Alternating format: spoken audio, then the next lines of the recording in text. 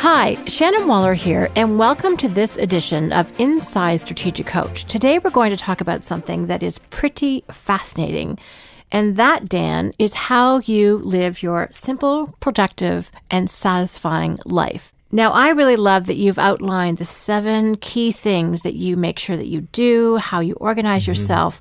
So first of all, thank you very much for sharing that with everyone, because I know people are like, how does Dan do it, is one of the questions. So first of all, just to kick this off, what made you put this list together? What was the impetus for this? Yes, well, Anna, who does all my scheduling, she got a request in from one of our program advisors from a brand new 10 times client in Strategic Coach. And he says, well, how does Dan plan his days? And it's one of those things which, first of all, I kind of procrastinated on it, and then Anna was on top of me. So you can procrastinate too long with something where if you give a short answer, it doesn't do justice to the fact that you've been stretching this out too long. So I decided to actually put some effort into it. But actually, what we're going to cover came together very fast, and I think I wrote the whole thing in about 20 minutes, and I just sent this as an email to Anna, and she said, this is fantastic. And so I said, well, maybe the clients in the workshop would like to see this. So I just had it laid out a little bit better than an email and presented it, and it was a real hit. That was right at the end of the last quarter of my workshops. So only about 4 out of my 12 workshops actually saw this. So then the next 8 will get this. And, it may spread further, may go right through the program. And our recording this, I think, would probably be a real good support for this material throughout the entire Strategic Coach program. And, we could go further. We could actually do videos on this. But it really hit home. And I had never really given any thought that I've really spent a lot of time really thinking through what constitutes a really great day. And there are 3 qualities that make a really great day for me. First of all, it's a simple day. It's not a complicated, it's not a hectic day. The second thing is that it's very productive. So every day when I get to the end of it, I want to be able to see some real tangible progress that I'm proud of. And number 3, it's very satisfying when I get to the end of the day. I've really enjoyed that day. And so if you do every one of your days like that, then it extends to months, it extends to years, and it extends to an entire lifetime. So this is really the context or the background of what we came up with. I love it. And Dan, I think those 3 words are quite profound because in our working with entrepreneurs, their daily experience is actually the total opposite. Mm-hmm. Instead of being simple, things are really complicated. Instead of being productive, there's a sense of lack of productivity or wasted time, things that were not done as well as they could have been done. And the end result is that people feel really dissatisfied. So simple, productive, and satisfying are actually really powerful qualitative measurements of what you're doing, and they're quantitative too. So let's jump in with number 1, because I'm sure people are dying to know what it starts with. And you have it as being just one scheduler. So you don't do your own scheduling. So talk about what this looks like. Of everything that we're going to talk about here, this one probably goes back the longest, and that is when I first started off as an entrepreneur. I was on my own for almost 10 years. I was very sloppy with my scheduling. I would double book things, or I'd forget to schedule something, or there just wasn't sufficient time periods between one meeting and another. And it was a constant source of, on the one hand, it was stressful. Second thing, it caused a lot of guilt about being sloppy where someone else was expecting me to do something and I didn't really properly put it in my schedule. It's not an activity that I enjoy at all. I don't enjoy scheduling. So Babs, who really is so much the coach of all the good things in my life, she said, you know what we're going to do? We're going to get one person, and it isn't going to be you. And that person is going to handle the schedule, and you're not allowed to schedule anything without consulting with that person first. And this will be a person whose Colby profile, whose person unique ability, what they love doing, is producing a schedule for you that maximizes your productivity and it isn't stressful for you. And we've spent an enormous amount of time experimenting with this over the last quarter century, but I have a person right now, and I'll even name her because I want her to be with me forever, and this is Anna. Anna, who bugged me to actually produce this material. So the story is that Anna controls the schedule. So if somebody says, can we get together? And I said, well, this is what's going to happen. I'm going to talk to Anna and say that it's okay for you to talk to her and that she's to make room in my schedule for you, but you have to phone her up. When the person requests, she'll come to me and she'll say, so how soon do you want this? How much time do you need? What would be the best day to do it? And then it gets scheduled, and they always happen. I would say since Anna's been on board, I've never missed a meeting. I've never had too little time between meetings. I'm always notified a day or two ahead that the meeting is going to take place. Anna always reminds me the night before what my schedule is for the next day. When I come into the office the first thing in the morning, she goes over the schedule with me. She's got a phenomenal skill for this, and it relieves me completely, so I've delegated this all completely. So things are very orderly, things are very systematic. I don't have to think about it at all. I don't wake up in the middle of the night, oh, gee, I forgot to do this.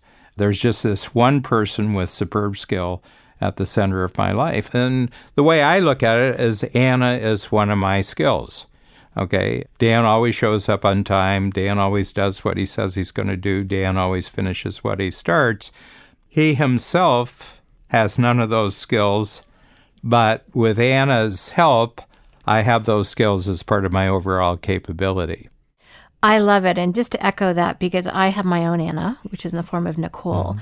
And one of my big insights after working with Nicole, who has completely and totally transformed my work life, mine is simple and productive and satisfying as well. And all the stress has just gone when you find someone who is really good at it and will support you this way. And my big insight was that some people really love scheduling. I don't. I have zero mental energy for it. I find it stressful like you. I forget things or feel guilty or feel pressed. And it's kind of amazing to me that Nicole says, oh, yes, I schedule to calm down. It's like, oh, dear, I schedule and I get anxious.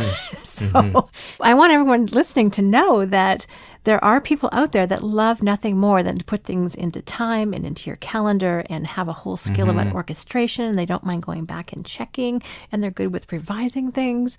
There are people out there that actually truly love to do that, and that teamwork is really available to everybody. Yeah. Perfect. And what I would say is that I'm actually very, very good with time from the standpoint that I can get things done very, very quickly if I don't have other things on my mind. And having to have scheduling on my mind just significantly interfered with the three qualities that I like my day to be based on. It interfered with simplicity. It made things very complicated, oftentimes made them very confusing, always made them more stressful. The next thing is it undermined and sabotaged my productivity. Even when I did get a lot done on one of those hectic days, it wasn't satisfying to me. So I've got these three standards of simple, productive, and satisfying. So there was no way that I could achieve those standards on a daily basis by the way that I was handling it. So it had to go to another person who has the complete unique ability for doing it. And she loves doing it, and she feels like a hero, and I make her feel like a hero. And I can't stress that enough. Both of our productivity has gone up by the fact that we have this skill of Anna and Nicole, but it feels easy. It doesn't feel hard. It's easy to be productive. And that's the blessing of it. You'd think it might be the opposite, but in fact, it just totally leverages it. Dan, point number 2 is only three activities that fill your day. So talk about, most people have lists and lists and dozens of things that they think they have to do. Why only 3? This also goes back, not as far as the one scheduler, but I would say it goes back 10 years anyway. And that is that I just noticed, because I really have coached thousands of entrepreneurs, that they have one habit that, again, interferes with simplicity, productivity, and being satisfied with their life, and that is that they have lists which are impossible to complete on any given day, and yet they hold themselves accountable for completing the list on that day. Just to put some numbers to that, Shannon, let's say they say, well, I've got 15 things to do tomorrow, and they write down a list of 15 things, which wouldn't be a problem if they would be happy with getting 3 of the 15 done. But to them, that's a massive failure, getting 3 out of 15 done. It's a massive failure. So from the very beginning, with their list of 15 things, they've blueprinted failure for tomorrow. And since they do this every day, every night, they're blueprinting failure for the following day. They beat themselves up, they feel guilty, they feel deficient, and very stressful, extremely stressful. So I said, well, I'm going to sort of take a bit of a risk here, and I'm going to believe that I'm smart enough and I'm skillful enough and I'm talented enough that if I restrict myself to just 3 important things that I need to get done every day and be happy with that, that gradually the quality of those 3 things will constantly multiply. In other words, if I do it in year 1, I'll be this productive, so I can measure this productive. But because I only get 3 of them every day, my mind starts saying, well, that's not important enough to be one of your 3. So what I've noticed is that the 3 things that I have on the list in year 10 of this are 20 times more important and 20 times more valuable than the 3 that I had on my list 10 years ago. So what I'm doing is I'm saying I'm going to give up on quantity of things to get done every day. And what I'm going to do is trade off for increasing quality of things. Of course, Shannon, because you're the master of the teamwork program and strategic coach, what I began to realize is that the activities that I do that are my part of massive teamwork are exponentially more important than just tasks that I do on my own. So one of the great quality changes that has happened as I've stayed with this restriction, if you will, is that almost nothing gets down on my list today that doesn't involve massive teamwork around me. In other words, the thing I'm going to do tomorrow is going to put 3 or 4 other people in a position to do something really great. So I'm seeing myself as just one member of a team, but I'm the initiating member of the team.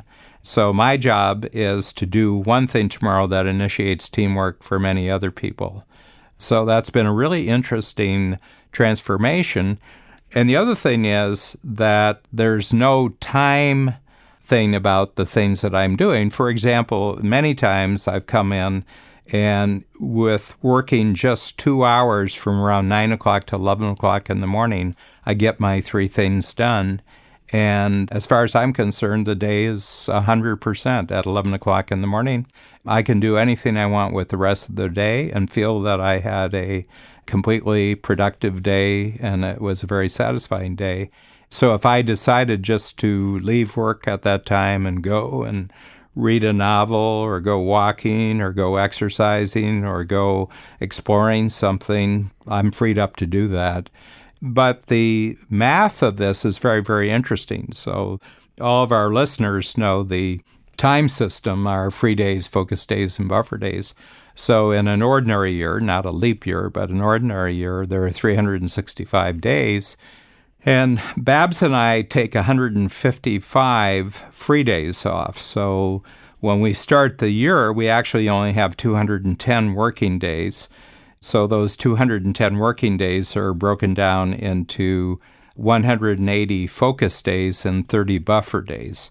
So I have 210 work days, and I'm only going to permit myself 3 important things on each of those 210 days, which if you multiply it is 630 important things a year. And I said, if the quality and the impact of my 3 things a day keeps going up, I tell you, a year that I do 630 important things is probably going to be an incredibly productive, creative, probably a multiplier year. And yet, I've blueprinted myself the night before that it's 100% doable. And so I've completely made it impossible for me to blueprint failure into my day as the list makers do. I love it. The other thought that strikes me is that compared to 15 things, if I've got 15 things on my list, I'm going to try and get through some of them as quickly as possible. I'm going to do the bare minimum. When there are only 3, you want to maximize those. You've got lots of mental energy, lots of physical energy to make them really amazing. So I'm sure that's why the quality has gone up. In a year with 630 important things that you've pulled off, it's going to be a stellar, epic breakthrough year. Yeah, in a 5-day week, I get 15 important things done. Well, if those 15 things trigger teamwork on the part of a dozen other people, then each of those 3 important things was actually the beginning of an exponential productivity. So it's a different way in our world where there's such emphasis on multitasking and packing every minute with activity. And one of the things is, just as a little closing note on this particular one, I always feel I have more than enough time to get the really important things done in my life. And so often when entrepreneurs come into the program, my biggest problem is I don't have enough time. And I said, well, your list making, your creating unreasonable lists is why you don't have enough time. You don't have enough time to do the impossible. I don't either. So so I'm just happy with the possible. Now let's make the possible really good. That's fantastic. Well, let's move to point number 3, because this is another aspect of activity. And it's innovation and focus. Okay, so this is actually getting into the teamwork related to the different types of activities. So tell me why innovation and focus are what you're paying attention to. Yes, well, if you think about the way that I create value in my role in strategic coach, it's continually innovating new things that are better than what already exists. And the second thing is that when I'm innovating, the more closer I am to 100% focus at that activity, the better the result. So that would be true if I was just working on my own. But since I've made this transition, I never see myself as a lone producer. I see myself as a crucial and usually the initiating member of a team. Then what I want is that when I do the handoff, whether I'm innovating and I'm creating something new and I'm doing a handoff to another team member, or I've already created something and what it requires now is that there's a continual focus so that this really good thing that's been created just keeps happening over and over again. So what I've done is that I've actually thought about this in particular types of people, and the number one consideration here is what the Kolbe is of the individual. So my Kolbe is really an innovator's Kolbe. When Kathy Kolbe first created the Kolbe system, she actually had the name innovator for this particular profile, and that is my fact finder is a 2, my follow-through is a 2, my quick start is a 10, and then I have a 4 implementer, which is actually very important in what I do. My 4 implementer is very important. Typically, the way that the Kolbe system plays out in organizations is that I am a person who needs people with really good fact-finding and follow-through skills, which means that they have much longer fact-finders and much longer follow-throughs than I do. But working side by side with someone like that, there's such a disparity with our fact-finding follow-through in terms of the separation in numbers. And mental energy. And mental energy, there's a lot of tension, and it's very, very difficult. So what I hit upon, and first of all, I have to say here, and I'm going to talk about this as one of the points, is that I use a unique strategic coach communication form, which is called the impact filter, and we'll go through that more fully in another point in this presentation. But what I do is that if I'm creating something new, I will do a complete impact filter where I say what the purpose, the importance, the ideal outcome, best, worst result, and then success criteria. And I'll write this up and I'll send it to one of two people that I work with. And in my case, it's Kathy Davis or Paul Hamilton. And I'll send the impact filter. And I said, this is something new I'm thinking about. I'd like you to think about it for a couple of days and get back to me on it. And just let me know that you got it. Because Paul and Kathy are what are called facilitators in the Kolbe system. And these are people who love taking other people's ideas, running with them, putting them into action, creating a game plan, getting a team that can actually execute, and then to actually create a organization that can reproduce the result if it's a really good result. And they're geniuses at it. Both of them are really geniuses. They have a phenomenal ability to work with almost any other kind of person in the Kolbe profile system. They love doing this, and all I have to do is to get my intentions to them, and then they'll come back and they'll say, really love what you're doing here. Think we could probably do it simpler if we did it this way, and this is what I suggest. And what do you think? And I said, go for it. And from that point forward, they are totally in charge of my new idea. And my only participation in that once I've initiated it is that there's certain crucial parts of it that I'm going to have to do. It might be writing, might be recording, might be doing diagrams because I'm a trained artist. But the moment I hand it over to them, I just become a member of their team for completing my idea. And that's what I call my innovation manager. So that person, the innovation manager who's kind of in the middle of the Kolbe, and by the way, if you have not yet done your Kolbe listening, go to Kolbe.com. It's KOLBE.com and do the Kolbe A index. It is genius. Change your life. It will transform your life and the lives of everybody that you live with. Right. And work with. And it's not a test. You cannot fail. It only measures strengths. And it's not in the cognitive or the personality realm. This is how you problem solve and strive. Just so everyone knows what context to put that in. So this innovation manager really acts as a buffer then between those people who can reproduce it on an ongoing basis. And that's partly what a focus manager is, right? Yeah. Now, the focus manager is very, very different. And there's a particular something that already exists. And I'll give you an example. And most example is that I start 2 new workshops a year at the 10 times level. The goal is to get 65 individuals in that workshop. Okay, so we start one in the fall and we start one in the spring. And what I was noticing is that we weren't getting those kinds of numbers. You know, it's like a hotel. You can't sell last night's hotel room if it was empty.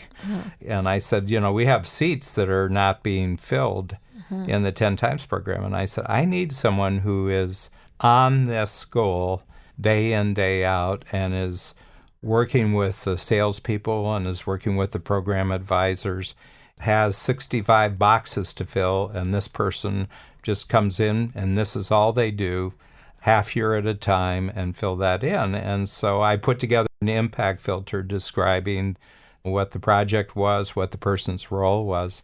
And then there was an individual in the company that I had my eye on, and she was in another job position. Her name is Melissa Boyce, and I just got this feeling that she might be the person who could actually do this. And the most important thing is that she had a significantly long fact finder and follow through, that this would be an enjoyable activity for her. But not only that, she'd be very effective. Yeah, it's really her follow through in this role that has transformed the entire result in terms of 10 times registrations. Yeah, and basically, since Melissa has taken on this project, our results have gone up a little bit more than 50%. And we're selling out now 3 or 4 months early for my 10 times workshops. This is the entire focus. So Melissa and I don't have to deal with each other day by day because we're both totally clear about the result. It happens twice a year. It's an event. It either happens or it doesn't happen. There's numbers which measure whether it was 100% or not. It's her total role. She's completely self-managing in this role, and she loves it.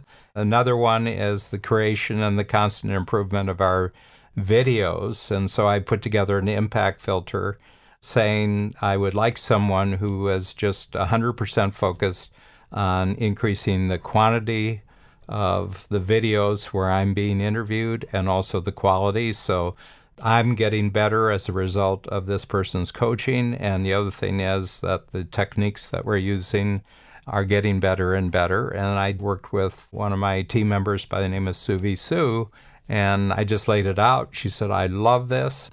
It just runs by itself. And, I have Linda Bawalda, who has my complete social media, and she's got a whole system which maximizes my recordings, my video recordings, my audio recordings, and everything else. So I have so many of these individuals. I have a writer who I produce a brand new book every quarter, and she's on top of that. I have a cartoonist, Hamish McDonald, and Carrie Morrison, who is the writer.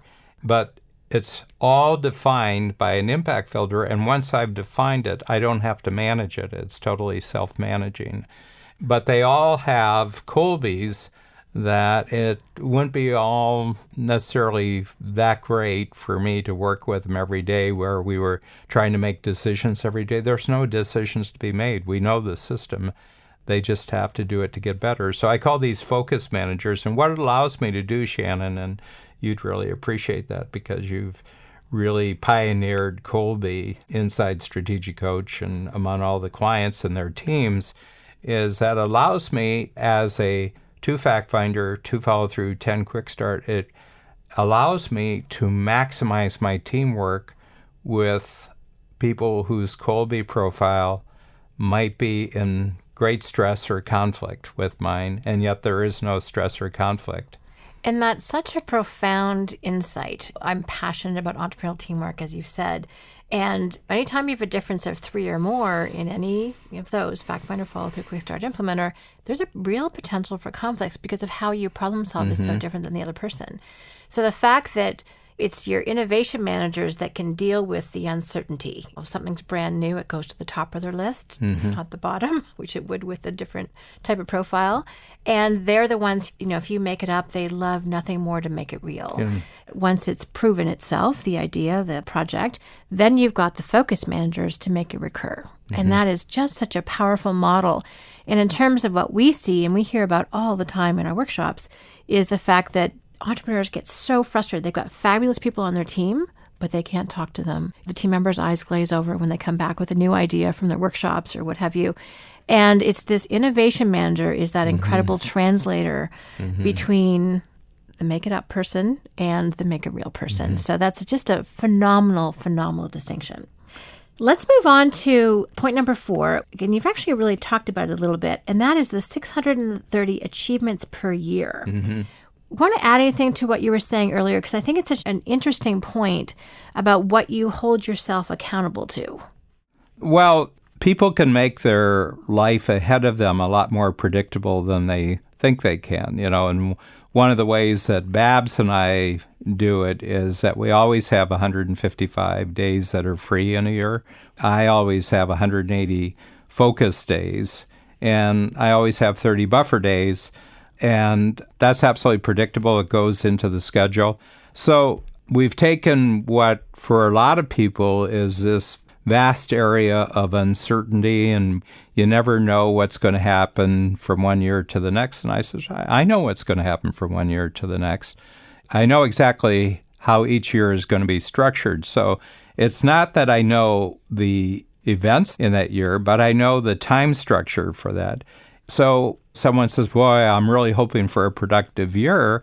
I don't hope for a productive year. I just automatically structure a productive year. And the way I structure it, I'm saying I'm going to have 630 important achievements this year, 630. And what's really interesting is that when you put a number on anything, you've handled the quantitative part of the situation. So now all you have to do is focus on the qualitative part. If you say, I'm going to get a lot more done than I've ever gotten done before, half your brain is tied up with the fact, well, how do I measure this? How do I measure this? So what I've done is that a lot of the uncertainty that people have in looking forward into the future is they really haven't quantified the future at all. And so Babs and I quantify the future as much as possible. It's like another thing, which is the 25-year framework. Right now, I'm operating in a framework that started when I was 70 years old, and it's going to go till I'm 95, and I get 100 quarters. So I've quantified the future in a lot of ways. What I noticed, the degree to which you quantify the future going ahead of you, the more you multiply the possibility of quality in the future. You've taken a whole area of uncertainty, things that are unknown, and you just nail it. You just nail it down, and that's right. So that's the reason why I do that. One of the things that really strikes me about this point is that what you're really doing here is opposed to what I see a lot of entrepreneurs doing before they join Coach, is that they have a very reactive way of organizing their time based on who's talking to them, who's asking them this, projects that pop up, and they're always floundering, it feels like, kind of how you described it early in your career. But what you've done instead is be incredibly proactive. And anything that comes up has to fit into that calendar system of 155 free days, 180 focus days, and 30 buffer days. And there's something very empowering because entrepreneurs have left the other more predictable system of, for instance, a corporate or larger organizational structure, but we have to create our own. Otherwise, we're out in the wilderness with that. So that ability to be proactive, I think, is a really different way, is a transformational way of looking at time. Yes, and we're going to do another Inside Strategic Coach on intentionality. But right up front, I'm just imposing intentionality on my future. Like people say, well, you don't know what you're going to be doing 20 years from now. I say, I know exactly what I'm going to be doing 20 years from now. I'm going to be coaching strategic coach workshops, and they're going to be a lot better than they are today. And I know how many I'm going to be coaching, and I know exactly what I'm going to be doing 20 years from today. And what that does is it releases your mind from a state of wondering and being stressed out about something you don't know. I say, just say what you're going to do. So this really works for me. What we're talking about is a system that works for me, but I find this quantifying forward so that the highest possible quality can come along behind it is really a very important insight on my part. Well, and I think it's a brilliant insight. I could feel it from my own life as you were talking about it, is when you try and do both at the same time, it's incredibly challenging. But if you've already got the quantity figured out, it does. You can put so much more energy and enthusiasm and creativity into the quality of something. You get to really maximize it. I've got some great historical role models, and one of them is Shakespeare. I think he's the greatest thinker about human nature who ever lived. And he was unbelievably productive in a fairly short period of time. But he wrote in a writing style which was called iambic pentameter, and what it is, it's 10 beats per line. It was poetry, essentially. Everything that Shakespeare wrote was pentameter, but it's da-da, da-da, da-da, da-da, da-da. And that's one line, and da-da, da-da, da-da. So someone says, Shakespeare, how are you going to write the next play? I mean, do you know how you're going to write the next play? He says, yeah, I know exactly. I'm going to write the next play. Da-da, da-da, da-da, da-da, da-da. So he handled the structure up front so that the creation within the structure, he could put all of his emphasis and all of his focus on the creation within the structure. Handle the structure and you can be incredibly creative and productive because you've handled 50% of what most people's minds are wasted on. I love that. Perfect. So, Dan, you mentioned that we were going to talk about the impact filters, and Yes. we are going to do a future podcast even more about intentionality.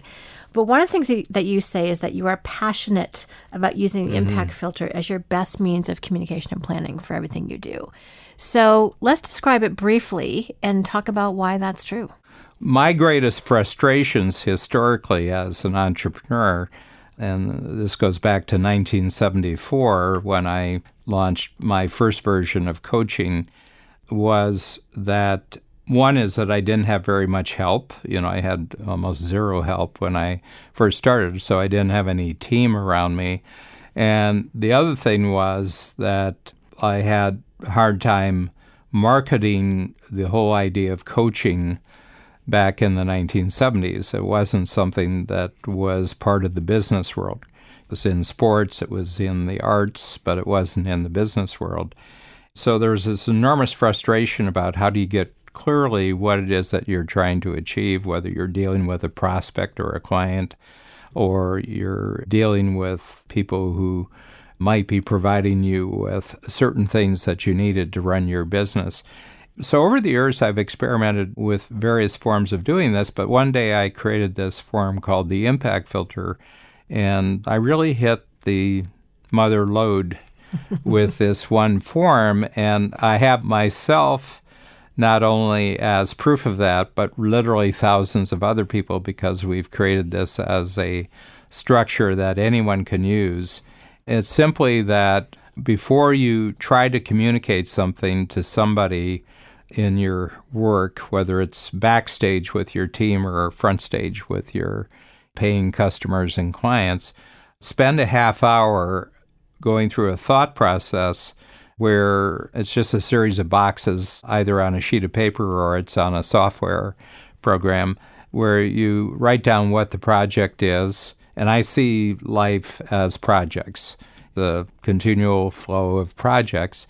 And then you write down what the purpose of the project is, what it is that you're trying to achieve. You write down the importance, why it's so crucial that you do this, and then the ideal outcome and the best possible circumstances, what it looks like when it's finished.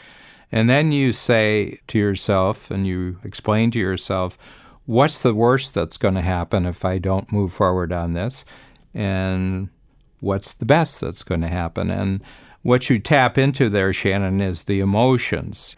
There's a real win if you pull it off, and there's a real loss if you don't pull it off. And then you say, well, how am I going to measure whether that ideal outcome is actually there? And you have 8 spaces. And here's where you have to be very specific. You have to talk about specific aspects of the completed project, and you write those down. And what I found is that just doing that for myself, let's say I'm not communicating with someone else, but I'm just getting myself ready to do something by myself, just spending that half hour speeds my completion up probably by 3 or 4 times. And the reason is I've freed my mind up from thinking about what it is that I'm doing and how I'm going to do it and everything else, and frees up all my energy just for the doing it. So I don't have to watch myself doing this. I've already done that. I've already rehearsed it in the thinking process. Now all I have to do is just do it. And when I sit down to do something, there's no thinking about how I'm doing it. I'm just thinking about doing it. But the huge thing was when I began to appreciate more and more the multiplier impact, the exponential impact of teamwork, that I could get massive amount of teamwork on the part of 1, 2, 6, a dozen different people triggered just by spending a half hour of writing this down as a communication and then sending it to the lead person who is going to be actually responsible for it, or for everybody involved. And then it would only require a short meeting where everybody checked in to say, kind of got it and everything like that. And this half hour on my part, and maybe another half hour of discussing it afterwards, could generate hundreds of hours of teamwork and the best possible teamwork. So this was just a huge, huge breakthrough in my life. Just think about it, that a half hour on my time creates days of productive work on the part of other people. Everybody talks about technology and everything, but I've seen people who have this very powerful, supposedly productive technology, but because they're not very intentional about what they're doing, they actually don't multiply productive activity on their part or anybody else's part. They actually waste people's time. They actually confuse people. They actually undermine other people's productivity. And my feeling is that all the talk about exponential technology is totally meaningless if there isn't very, very clear human intentionality right at the beginning of it. Well, with the impact filter, you create a breakthrough in one of the biggest nuts to crack with entrepreneurial communication. And actually, not even entrepreneurial communication, just communication in general. Works at home too, everyone. Like, for instance, Gallup says that one of the biggest frustrations for team members is not knowing what's expected of them. And because of the success criteria, it's 8 things that have to be true in order for this to be measured as achieving the ideal outcome. They know exactly. They know the worst. They know the best. They know your purpose. They know your why. They know why it's so important. And that part, I have to tell you, gets left out all the time because we think other people can read our minds. So I think it's incredibly powerful. And again, I find it fascinating that a half-hour investment, which is kind of really all it takes, but sometimes even less, can have such a huge multiplier impact.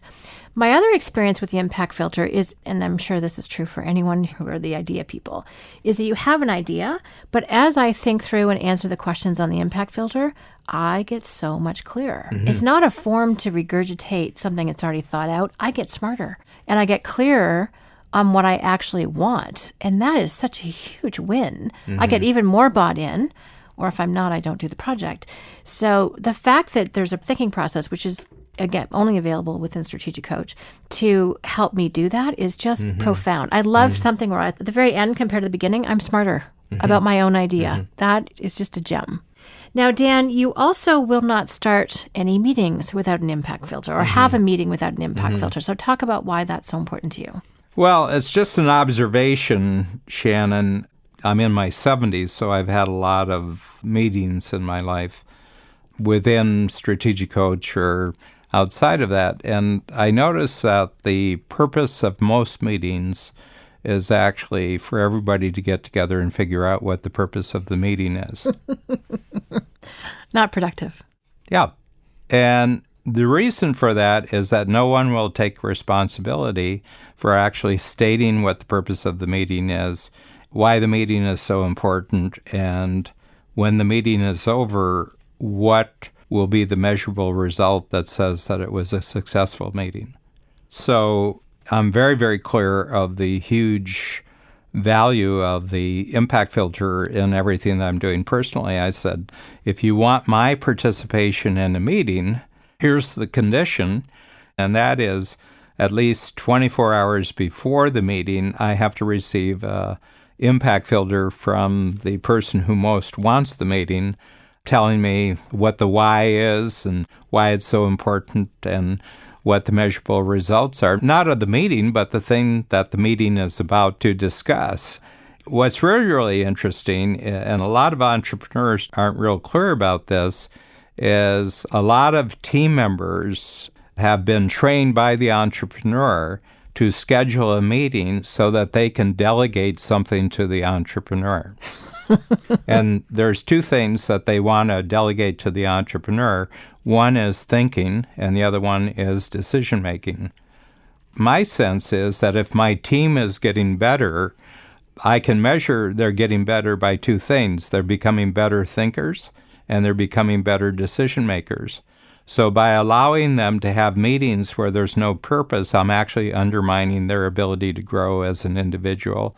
And I says, but by simply requiring them to become very, very good at doing impact filters, I think I'm developing and expanding their thinking and their decision-making skills faster than any other thing in the world. And what frequently happens, somebody wanted a meeting, but it's because they have the condition and the requirement that they actually have to do an impact filter first, they get through the impact filter and said, I don't need a meeting. I know exactly what this is about. I know how to move forward with this. There's a massive time saving in this. Their time, my time, anyone else who is going to be in the meeting. That wasn't really required. My feeling is that where we are in the 21st century now with all sorts of communication capabilities, electronic capabilities, my feeling is that all organizations are at their worst from a creative standpoint, from a productivity standpoint, and from a personal growth standpoint when they're having meetings. I think meetings are the absolutely worst part of any organization. But this transforms them.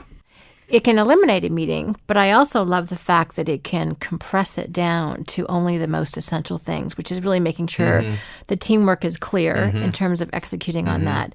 And one quick story I want to share, and that is when we were designing our win streak app, which is really tracking your wins today and for tomorrow, is that normally a spec meeting with the technology company requires from their client to know what's expected. Well, Kathy Davis, your project manager, your innovation manager, sent the impact filter to the technology company, and a meeting that was scheduled for 2 hours took 20 minutes. And that is one of my favorite examples of that time compression and that multiplier savings, because they were clear. First of all, we were clear, because most meetings are to make that decision and to do the thinking.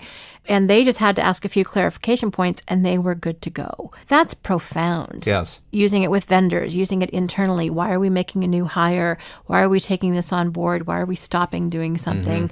These are all topics that are ripe for an impact filter. I love it.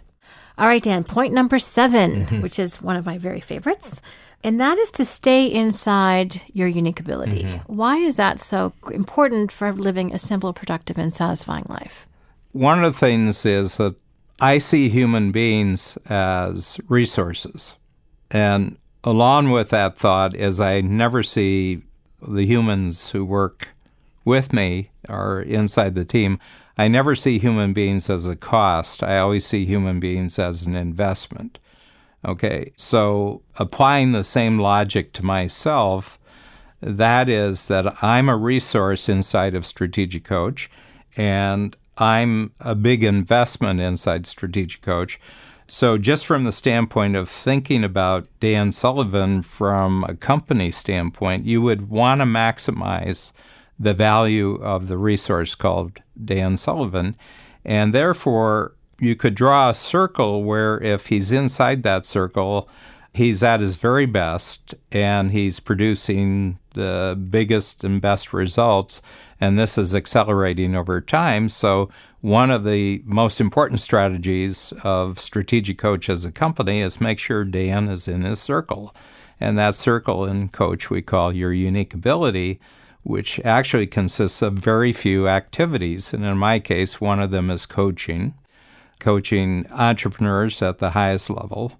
The second thing is continually creating new, innovative workshop materials and other support materials like books and videos and audios that support the Strategic Coach experience. And the third one is having Dan in key situations where he can market the power of Strategic Coach program to the people who we would really want to sign up for the program, the very, very best quality clients. And that's it. That's Dan inside the circle. There are 0 management skills there. You wouldn't want Dan in a management role. You wouldn't want Dan in a technology role, a technical role. You wouldn't want him in any kind of record keeping. You wouldn't really want him in any sort of following through on any kind of repetitive activity. That would be the misuse of a resource. That would be investing a lot and not getting a lot of return. And so once I began to do that and thinking of myself that way, then it's very, very easy to think about everybody else that way. We only want everybody who works in Strategic Coach to operate in their circle. If there are things that need to get done that's falling between everybody's circle, then we'll take what's not getting done and decide whether it should get done at all. Or we'll just create a new circle and then we'll hire somebody in who's totally appropriate for that circle. So that's the real reason. And I'm really passionate when I'm in my circle. I'm really a hero to other people, best possible people when I'm in my circle. And I really produce the very best multiplier results in terms of new ideas and much bigger money for the company when I'm in my circles. So don't go outside your circle. I love it, Dan. And I love how clearly you articulate the fact that there's some things Dan simply should not be doing because bad things will happen, as I like to say. And it actually goes back to point number 1, which is have a scheduler. You don't want Dan scheduling. You don't want Dan in meetings. Right. Except meetings where something really important can happen. I mean, it's a waste of his time. Don't have Dan doing things. And one of the neat things is that I have enough perspective that I can just look down at Strategic Coach and see Dan Sullivan as just one part of the company. So we got to treat this resources extremely fine-tuned, very powerful, highly productive resource. I love it. So point number 1 is just one scheduler, and she is in charge, not you, or no one else either. Only 3 activities that fill your day and 3 results that you want to produce. To have innovation and focus managers is point number 3, and that's a huge recipe for your teamwork. Point number 4 is to recognize that those 3 crucial results per day turn into 630 achievements over the course of a year. And that's going to be a great year. And the fact that that's how you've structured it means that you can really maximize the quality because the quantity is already figured out. Number 5 is all about impact filters, which is, again, purpose, importance, ideal outcome. Worst result if you don't take action, best result if you do. And then the success criteria for producing that ideal outcome, and I like to say preventing the worst and ensuring the best. That's a great way to get your success criteria. Also, you will not have, and I've been in a lot of those meetings with you, you will not have a meeting without an impact filter. And I like the point that you made about that is sticking with me, is that a lot of people don't want to take the responsibility. But because you drive that down to your team steps up in terms of their ability to think and to make decisions. And then point number 7, always, always, always stay inside your unique ability, because that's where the most power, the most impact, the most passion is that allows you to be a hero to other people. What a great list, Dan. Thank you so much for sharing it with everyone. First of all, thank you for letting Anna prompt you to write it down, and then also for making it available to everyone. I know it's useful for me, and I've worked with you for over 25 years. So thank you very much for sharing it. Thanks, Shannon.